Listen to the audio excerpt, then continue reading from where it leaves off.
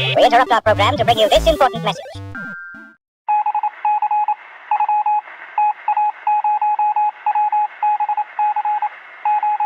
Do you know who that is? Is that Robin Williams and is that Alan Rickman? And Yeah. Is it? That is Alan Does it Rickman. look anything like Alan Rickman at all? I was just kidding. Looks like the bad guy from The Superman. Toy Soldiers or That is him. So Look at his hair. Yeah. Oh my God. It's all right. I'm rolling. Yeah. I'm Eric. I'm Tig. I am Keith Hernandez. we're here. I am Keith Hernandez. We're here with special guest Keith Hernandez, a.k.a. because I don't know if the joke will still be relevant. We'll see. Bootsy, the Fearless. Bootsy Spankins, P.I. Yes. This is the Nerd Out With Me podcast, where each week we truck forward through the 1990s talking about stuff.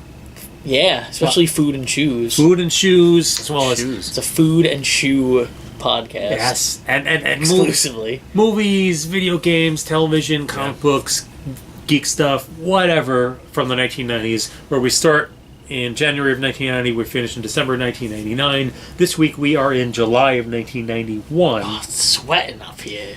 I have multiple things on my list, and I don't know. I'll say the one thing. Wait, okay, go ahead. I was gonna say, and then let us maybe let like Bootsy choose or something like that. Yeah. All right. So I know one thing for sure that we are going to be talking about this week is in July of 1991, Terminator 2: Judgment Day came out. That's kind of a little bit of a big deal. Yeah, it was not as big as Indie sleeper hit, right? Yeah, a little bit. not as big as Robin Hood, but whatever. So I think we're going to be talking about that probably for sure. These other things, these other things I'm going to deal with. We'll deal with in the intro right here. So we're also going to talk about another movie in a brief segment, Boys in the Hood, which came out in July 1991, and in July 1991, a video game, Lakers vs. Celtics and the NBA playoffs came out. Awesome. Which I feel like is an important moment in video game history. Before we get to that, and normally we don't cover stuff in the intro segment, there are a couple of quick things that I want to touch on, because there was some news from July 1991. July 22nd, two things happened on July 22nd. The first was that Mike Tyson was arrested and charged with the rape of Miss Black America contestant Desiree Washington, which had allegedly happened 3 days earlier. You guys remember this? I do. Yeah, certainly. It was big news. I remember at the time, right? I remember at the time Tyson was, certainly in my high school, was the idol of everyone, because Tyson was like the unbeatable juggernaut. He was the most intimidating man on the face of the planet. Yeah. And he sort of brought boxing back into the... Nobody really cared about boxing in our generation until... That's true. There was an edge. There was an edge now to boxing. That's right. And then he was dating Robin Givens, right? Yes, who was also very big at the time. Yeah. The other thing that happened on the same day is that a guy named Jeff was arrested. Now, going back to the Tyson thing, he was convicted, right? And yes, he was. He was. That's as it stands. As far as allegations. That's what I'm saying. Well, you got to trust the rule of law. There are certain segments of the internet who are fiercely defensive of Tyson now. What do you think that is? Really? Based on facts or based on trying to maintain the guy's legacy? You're opening a can of worms to ask me why I think that is. Of course. I mean, we can't shoot People apart, still debate it online? It seems such a weird... There are certain sites, Reddit, for instance, where... Are these conspiracy theories? Yeah. No. Like, what are we dealing with Is it the Illuminati? No. Like, all right. So Tyson's been interviewed, of course, many, many, many times over the years. There's one particular interview, maybe two, where I recall the interviewer brings up his, him being a convicted rapist from, and he brings it up years later, and to me, what seems to be a relatively fair context. I think he was in Canada about to meet with a mayor, something like that. It was something like, to that effect. And the interviewer was like, well, do you think, like, would the mayor be hesitant to meet you, or how does it reflect on him that he's meeting with you? Because, you're a convicted rapist. And Tyson, as Tyson would be, and this is bit his ear off and then kicked him off. He was transitioning into his his current persona, which is a much more calm and introspective. Right. He seems a very decent guy now, but he's sort of like, why would you bring that up? You really fucking pissed me off, and blah blah blah blah blah. And all these people, anytime this video gets posted, people are outraged, like, yeah, why would you bring it up?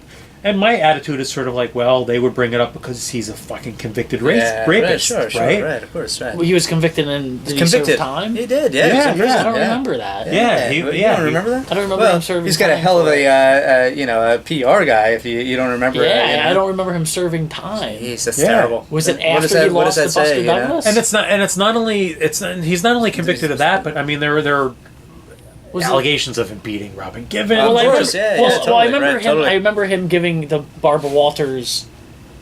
Right, it was on Barbara Walters. Him and Givens were on together, and Really? she gets him to admit that he Oh, really?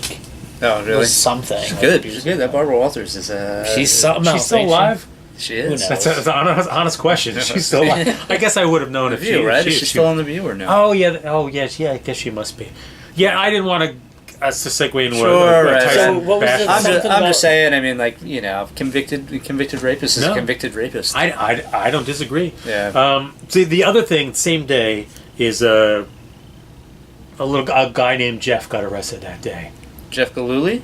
No, that was that came 93 A or guy 94. named Jeff. Did Jeff Jeffrey Galooly? Dahmer. Oh, there we go. Okay. There we go. Yeah. In Milwaukee, right? That was in Milwaukee County. Milwaukee, Wisconsin, arrested after the remains of 11 men and boys are found in his apartment. Allegedly. Then that's fair. There are people. I'm sure you can find people online who argue his innocence. Yeah, probably so. And then he's arrested with the remains of 11 men and boys found in his apartment. Awful. Police soon find out that he's involved in 6 more murders. That's unbelievable. Now, so that's like 17 total. That's a lot of work. That's 17 more than they should have been. I feel like no matter how much you like raping and murdering and eating people, that's a lot of work. 17. Like, I don't think I could pull off 17 sit-ups. I can't do 17 sit-ups right now. No, definitely not. So, Jesus, what a terrible. How is this the intro? No, I'm not talking about Jeffrey Dahmer. I'm talking about this podcast. Can't do 17 podcasts. Yeah, no, yeah. So, yeah, you know what? Who made this list? Who made what list? This list of topics. Oh, yeah, I guess that was me. Jeez. I guess that was me. Rough month, huh? There's got to be something good. Well, I'll tell you what. Care Bears movie come out this month? Jeez. All right, look. Let's come back in a moment and we're going to talk about I Boys saw more on there. What happened? What was the other stuff on there? Nothing. We're going to talk about Boys in the Hood. Okay.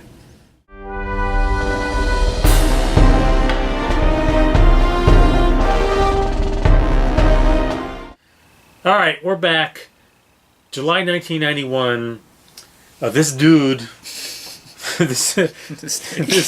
Of course, we're gonna go right back where we left off. This dude, he directed initially a little picture in 1981 called Piranha 2: The Spawning. Oh, huge! That was huge. I feel like that's kind of his thing. Was it in 3D? He did some other movies in between then, mostly cult stuff that a lot of people don't know too much or care about. So his big break was in 1991 with Terminator 2 Judgment Day. Of course, we're talking about James Cameron and Terminator 2. And yeah, I guess 1984 is the Terminator, and 86 is Aliens, and 89 The Abyss, where I guess some people like those movies. Yeah, I guess. They still do all right, I think. He has a good batting. I'm looking at this list. That's a hell of a batting average. His batting average is pretty amazing. Yeah, because after this, 94, he did True Lies, whatever. Yeah. 97, True Titanic, Lies was a great movie, at the time, biggest movie of all time. Then in 09, right, he goes away for a decade, more than a decade. Yeah. He comes back, here's the new biggest movie of all time. Yeah, that's right. Which is interesting, because who even thinks or cares about Avatar now? Nobody. Like, even a year after Nobody it came cares. out, who cared about it? Nobody. It was like, it kind of played into that whole, the advent of the 3D theaters now, like, that whole... Yeah. Which is kind of... Is that dead now? Or is it? Okay. No, you still constantly, you go into a theater, you try to get a ticket for a movie, and it's like... They're because just milking it. The 3D is playing all the time, and you have to fight for better times to get the 2D. Oh, and my local one. Anyway, we're getting off topic. Yeah. Terminator 2, Judgment Day, July 1st, 1991, debuted in Los Angeles. July 3rd, 1991, throughout the United States. Gigantic movie directed by James Cameron. Starred, of course, Arnold Schwarzenegger, Linda Hamilton, Robert Patrick as a glob of metal, along with Edward Furlong, who went on to be arrested for, I don't know, I think he cocaine died, and didn't he? rape and killing people. Yeah. I'm And, sorry. what about the kid who played Sam in Different Strokes? He's dead. No, he's in the movie. What's his name? What? Danny something? Is he? I don't know what you're talking about. The redheaded kid in Terminator 2 with Edward Furlong is his like little sidekick. yeah, his friend. What is the Oh, I don't know. actor's name? Is Come that? on, find him for me. Oh God! Oh, It's not like the world at your fingertips right now. I mean, It's not like you have all the facts. You know what? I'm not gonna look it up. I'm sick of this shit. Boo. I'm I will. All right, while we keep moving, you look could it do up. that. You could do that as we look it up. So this was Edward Furlong's first movie role. Actually. Really? Yeah, his He first was movie never role. in anything before this? Nothing. That's weird. And then I recognize him most from he was in that Aerosmith music video. You remember Living on the Edge? Oh yeah, that's right. Yeah. That was another. And then Pet Sematary 2, right? So you might be right. I'm gonna guess that you are right because who knows anything about Edward Furlong? him. Right? I remember that guy. I knew his first name, Danny Cooksey. I didn't know his name. It was in Salute Your Shorts. That's right. Yep. Pet Sematary 2 was his very next movie. There you go. And I'll say this about Edward Furlong. He's good in the movie. Yeah. He's good in this movie. I don't know how we immediately segued into Edward Furlong. Like you got Why? No one was talking about him. You've got one of the best sci-fi action movies of all time, and He carried that movie. we're He's the star of the movie. yeah, we're talking about Edward Furlong. No, this was. It not only just was, it was super groundbreaking at the time, but it still is like one of the great action movies ever. Hey, at the special effects still hold up pretty well. They surprisingly do. Yeah. The special effects were sort of the ground was broken in the Abyss because if you remember in the Abyss, The water. the water It's a great aliens. movie. I love that movie. I love the Did Abyss. you ever as see, well. not the side, but did you ever see Better? Yes, the extended version. Oh my god. Yeah, way better. Makes the movie I never saw it. changes the Really? whole Yeah. A movie that I like ending of already the- is changes the whole dynamic of the movie. Had some really great stuff, including the ending. Like They cut out a section of the movie that you literally see it and go, Why was that not in there? wait, this doesn't. Now it makes sense. Now everything makes sense. yeah. Okay. Oh yeah, it's great. Yeah, the extended I wanna Abyss. watch that. Yeah, it's highly incredible. recommended. If you like the Abyss, Yeah. definitely watch the I extended haven't seen it Abyss. in many, many years, but I remember loving it. But this movie I think did good was because Because of the Guns N' Roses song. exactly. I think especially it was a good mix of crazy special effects that no one ever saw, Yeah. and it brought Terminator into being a good guy that everyone could root for. Yeah. And Robert Patrick was amazingly awesome Yeah. at doing nothing Yeah. but looking like a badass. Yeah. But remember him saying that he studied insects Oh, that's awesome. Really? to get to do the role because That's insects pretty are very like mindless, Yeah. like these Yeah, mindless things. that's interesting. So he Well, studied it's like good- praying mantises. I could see and that stuff. too, though. His like Yeah. his he motions, said his praying mantis. physicality, his physicality was very. Even his facial expression, like it's weird because Robert Patrick in this, it's like he's intimidating, but in a very weird, like slimy kind of way. Yeah. Like almost like a used car salesman. It's like a sociopath. Is willing to kill you at any cost. Well, I think part of the thing that made him a very frightening villain, and this particular the T-1000, it's frightening wasn't because he looked like this monstrosity that would just come at you and kill you, right. but he looked relentless in a way that you couldn't even understand. Yes, right. You can- That's basically, I think, what I was trying to say. Yeah, right. Like, because in the original Terminator, which is also a great movie and holds up wonderfully, Yeah. Schwarzenegger is, right, he's a big, beefy, scary-looking dude who, oh shit, he's gonna blow my face off with a shotgun. But this guy is like, there's he's like something slimy. inhuman. He's not like like if he could be somebody that he could be like an in-law or something. And you see it in the backyard thing. He's like a little annoying and like, oh, this guy's a little creepy. Yeah. But then it's, It was a good play on too the fact that it did a good job at making the original Terminator seem outdated. And you were so scared of him in the first one. Yeah. And it was that play on like this guy is scarier than this guy. Yeah. So that also played on your Yeah, that's a good point. mind of the teenage kid, and then like it even has the kind of a little warm-hearted. Especially in the Yeah. extended version of this, there's actually the really great scene where Edward Furlong is dealing with the chip that's in the Terminator's head and comes to understand why the Terminator is after him and how he could be sort of humanized a little bit. Right. It's actually a scene that probably should have been in the movie. I mean, and in the movie itself, there are this scene where he's like teaching him why you shouldn't kill, right? Yeah, exactly. Yeah, there's a lot of really great stuff like that. Yeah. I think one of the things that makes this movie so good, and it's one of the reasons why Cameron was so good at the time, was that he was simultaneously amazing at staging badass balls out action scenes, like in a Michael Bay sort of way. Sure, right. That looked and felt visceral and amazing, and yet there was a depth and humanity to the stories. You're right.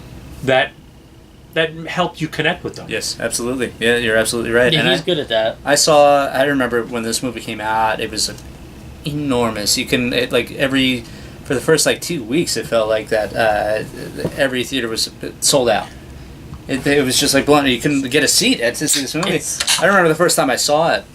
It was at a drive-in movie theater when it first came out. Really? Yeah, isn't that incredible? Oh shit! Yeah, wow, that is amazing. That is incredible. In New Jersey, Vineland. Vineland. Yeah, Vineland was like one of the last drive-ins. Yeah, it was in Vineland with my dad, my mom. Took me and my neighbor, my friend Ted. It was around my age, but a year younger. Kaczynski? not the Unabomber, but we went and it was a double feature. It was there was I think it was a Gene Hackman movie called. We went there twice, so I get it confused. But I think there was a Gene Hackman movie called. It was a train movie, Narrow Margin. Jesus. Can you find that? Narrow Margin. Class action? Company business? No? Narrow Margin. Let's see. I checked 1991, but let's see. Gene Yeah, maybe Hackman it wasn't in a general. 91 movie. There was another. It could have been like an older movie. There was another. It might have been Narrow Margin, sure enough, 1990. Narrow Margin. 1990? He came out in 1990. He played Robert amazing. Caulfield. Caulfield. Does that look familiar to you? Oh, there was definitely a movie, but I went to the Ann Archer. I went to the I went to the drive-in twice, and both times they were double features. And I remember all four movies. I just don't know what order. Yeah. I saw Narrow Margin. I saw Terminator 2, Judgment Day. Toy Soldiers might have been the. Remember that movie? Soldiers, yeah. When did that come out? Look that up. When Okay. did Toy Soldiers come out? Step by step. And then what's your other one? Which is great. I want to. It must have been that. Toy Soldiers must have been the one. Yeah, that, 91. 91. That was the one that There you go. played.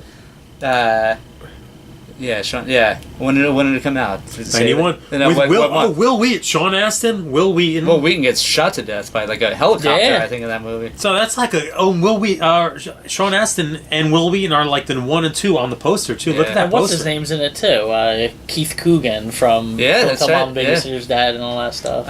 What month did it come out? When did this movie come out? April 91. April 91. It's So gotta be. yeah, that it's must have gotta been be. the one. So That's the a other great one, movie. the fourth one that I saw, the fourth movie. So we saw. All right. So in 1990, the year before, we saw Narrow Margin, and there was an action movie that played before Narrow Margin, and it was one of the best terrible movies I've ever seen in my life. Best terrible movie. It was Robin called Hood, Prince of Thieves. Yeah, that's right. How dang! It was called I Come in Peace, and it starred Dolph Lundgren, Oh God. and it was about That's all like you need to say. yeah, and Brian Benben. Oh, Dream On, the guy from Oh Dream On. yeah. And Jeez. it was like an alien who came down and would like there'd be people like couples banging in the cars or something, and like you'd come and like, oh, what the hell is that thing? And it looked like a human being. He almost looked like Vigo from Ghostbusters 2, white hair, and he'd say, "I come in peace," and then he'd kill everyone. So it was like this fucking So it was this thing. Just as Yeah. good as Terminator. Yeah. It sounds very close to Terminator. And so let me just wrap this up. So Dolph Lundgren's a wisecracking, tough-nosed, kind of for detective. God's Who's going after him, and he goes and he comes down to a final battle, and he sees this alien, and he says, and he sees him, and the alien, before, the Dolph Lundgren's putting his gun at him, the alien says, "I come in peace."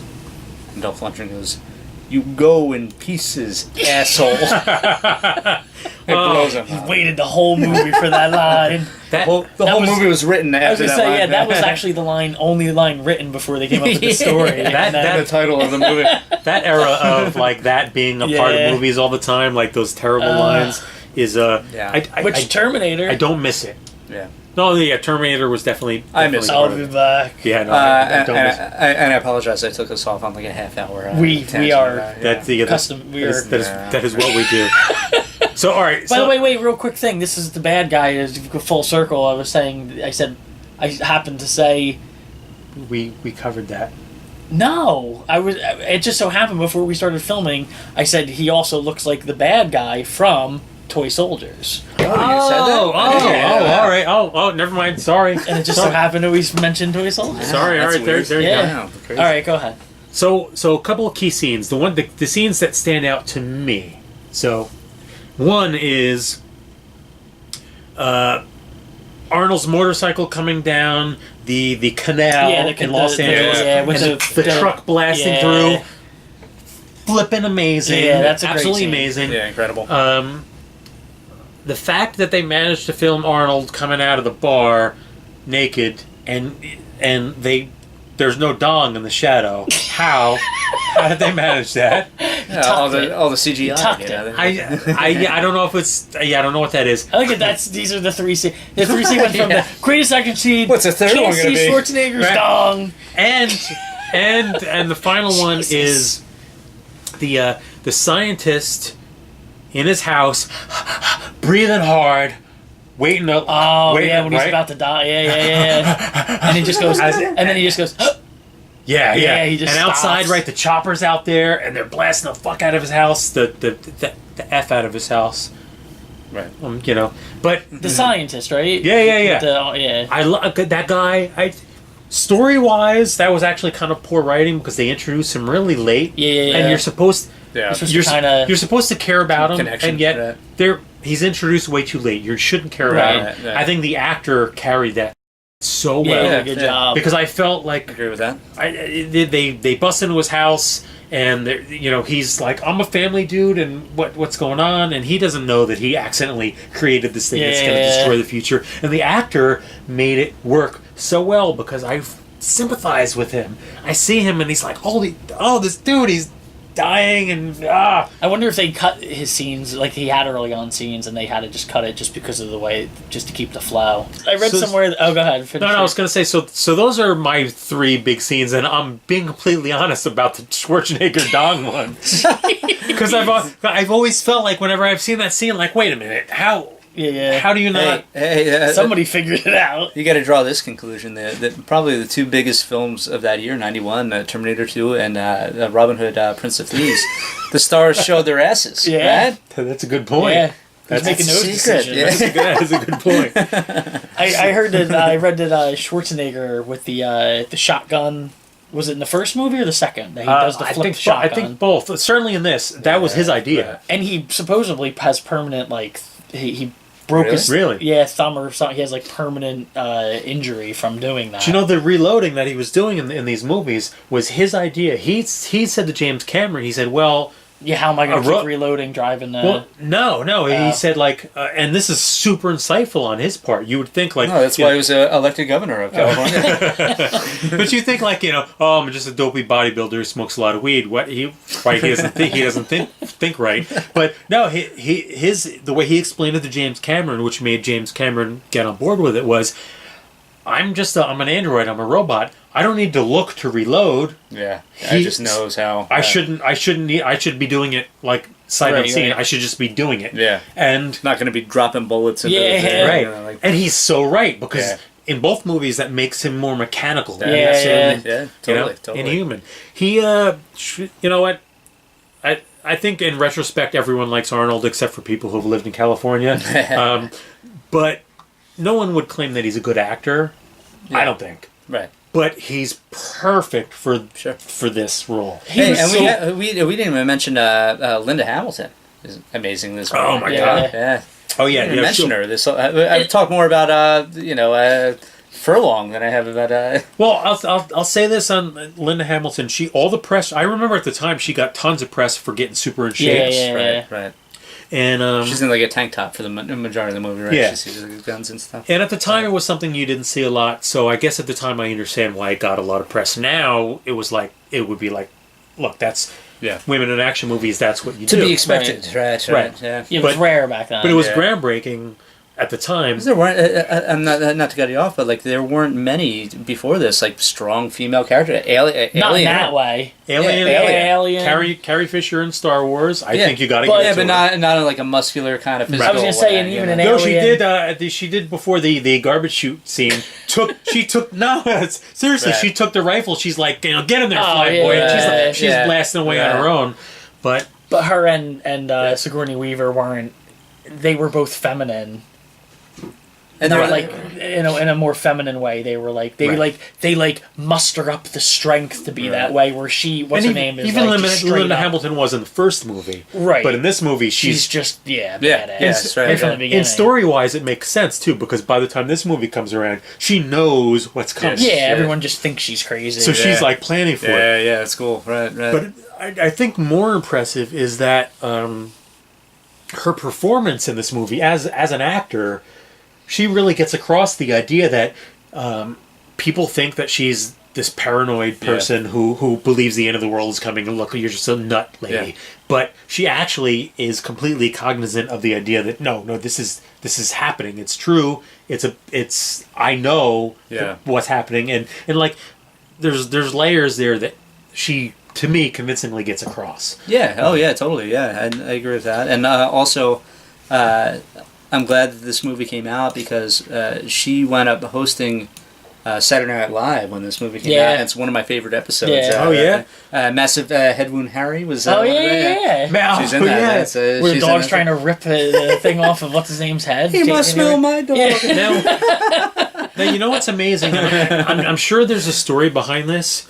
But after this movie, she didn't do another movie for 6 or 7 years. I was just gonna say she didn't do anything after this. I don't understand. The next movie she did was in 1997, Dante's Peak, which whatever. And then after Dante's Peak, 12 years, and the next movie she did was Terminator Salvation as voice only. Maybe that uncredited. Maybe that was by choice though. It must have been. Right. Let's see. Personal life. For her not to even get of course of course right. That's weird that she'd be willing to host Saturday Night Live to promote the movie and then just kind of but then she was married to that's what I mean like maybe she got who did that like Phoebe Cates or somebody did that. That's why you never saw Phoebe Cates anymore. She got married and decided it was a choice. No, she was married. She was oh no, she wasn't. You'll have to cut that up. Convincing. I thought she was in a relationship with James Cameron. Yes. You're right. In 1991, she moved in with film director James Cameron. After that, who knows what the fuck happened? Following his divorce from Kathleen Bigelow, right? The other director. Right. They had a daughter together. I didn't know that. Yeah. And she married him in 97. I thought they were married. I knew it. She married in 97, but their marriage was short-lived, ending in a $50 million divorce settlement who did she marry? 99. James Cameron. Oh, okay. So 97, so she's not in anything, and that's exactly what I was saying. Oh, this is nice. I like this. And this guy's a notable scumbag. Yeah, he's recently. Hamilton has described herself politically as a Democrat, but she voted for Republican candidate Arnold Schwarzenegger in the 2003 Lord, she knows him personally. You know what I mean? I like that. Oh, so this is interesting, and I kind of don't even want to touch on it, but we will because we're talking about her. In an October 2005 interview with Larry King Live, Hamilton told the audience that she had bipolar disorder, which she said destroyed her marriage to Abbott, whom she admitted. No, I'm not going to read that part. Yeah, I won't read the next part. Go to Wikipedia if you want to read the rest. Yeah. So she was almost like Catherine Zeta-Jones kind of situation. She ended up having what was the last thing on there? So she suffered permanent hearing damage. While filming Terminator 2 Judgment Day, Hamilton suffered permanent hearing damage in one ear when she fired a gun inside an elevator without using her earplugs. Wow.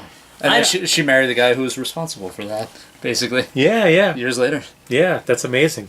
Yeah, she was terrific in that movie. The one great scene is the dream sequence when she Yeah, sees yeah, the melted, bombing. yeah, right. Yeah, really. I mean, when she's leaving the insane asylum, or whatever, is amazing. That's a great Yeah, scene. yeah, Oh, yeah. actually, the very first scene when Arnold shows up, the elevator doors open up. Yeah, awesome. And she falls back on the floor and she's Oh, sort of dude. crawling, like trying to back away from him. The movie's awesome. Yeah. The movie's so good. And let's not, but for the end of this, Let's not. sell Arnold Schwarzenegger's acting short. We've all seen Twins. Okay? I mean, Movies, he's great in that. to question the man's acting ability after seeing Jingle All the Way,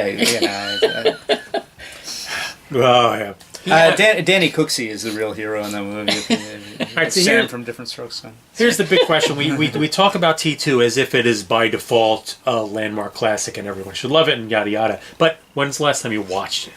When's the last time you years. actually saw It's it? been years for me. Yeah. Yeah. But is that like a weird James Cameron movie thing? What, that you don't go back and watch James Cameron The movies? only That is- James that's Cameron a I good go back point. and watch is Abyss. I haven't seen that. And I in haven't years seen either. that in years. Yeah. James Cameron has this weird knack of making these amazing Titanic, movies. I think, is a be. bad movie. I don't like Yeah, well, Titanic. but it was real popular. Never Huge, seen yeah. it. That is one of those movies that I know people that do go back and watch that. But Yeah, and it was the biggest movie ever before his other movie. Yeah.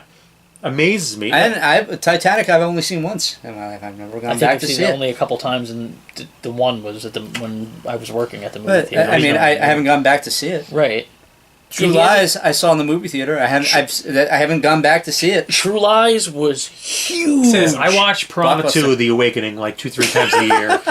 Constantly. I just feel like he makes movies that you don't go back and watch very often, which is really strange. That must be the only one though, because it seems to be more substance in T2 than any other. Maybe, yeah, like it's a great sci-fi.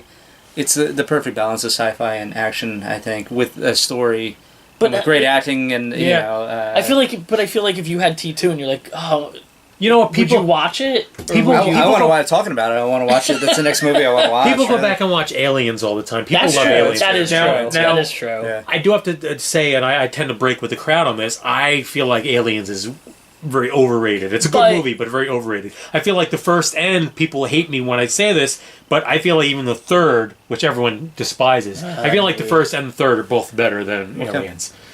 But you have to remember that you're. Wait. Before you go into that, hold that thought, though. I do want to clarify for people listening, the cut that came out of Alien 3 is not the one that I'm talking about. There's a cut called the Assembly Cut that's only available on home viewing, where they sort of assemble what Fincher's original vision. Well, because Alien 3 was destroyed by the studio. Right. And so this Assembly Cut sort of assembles what was Fincher intended it to be. Okay. And if you watch that cut, it's a fantastic movie with amazing symbolism and thematic material, and it's a great continuation of the first. I do love Aliens, Cameron's movie, but I feel like people praise it a little more. But than I it think the deserves. first Alien movie you can't go back because of the fact that when it came out it was like amazing because it was a horror space movie. Yeah. So it's hard to judge it now Yeah. because it's been like And aesthetically, like just like the set design, and Yeah. Oh, the beautiful. production design is unbelievable. Well, very weird if you think about it. Like the trilogy, 3 very notable directors, like all different directors Yeah. for all 3 movies that were like kind of young and up and coming. Yeah. And very different aesthetics. That is Yeah. one thing I give Cameron huge credit for when he did Yeah. when he did Aliens. You had this movie Alien, which was a very specific, moody horror thing, and James Cameron was like, well, we're going to make that into an action movie, like just a balls out, Sci-fi. a bug hunt movie, and he did it Yeah. like fantastically. It's a Yeah. great movie. I love it. Just Yeah, you like the other ones more. yeah. But anyway, I'm sorry. Ed, did you hold the thought that I asked you to hold? what was it? What was it? Was it about Schwarzenegger and twins? I don't know. I have no idea. All I want to do is talk about twins. Junior. You don't remember, do you? No. What was it? The thought that I was holding? I don't know. Oh, That's why I said to hold it. Oh no! It's gone. It's gone. It's gone now. All right, it's gone. Just like this Junior, segment. Let it go. Let it go. I will be back.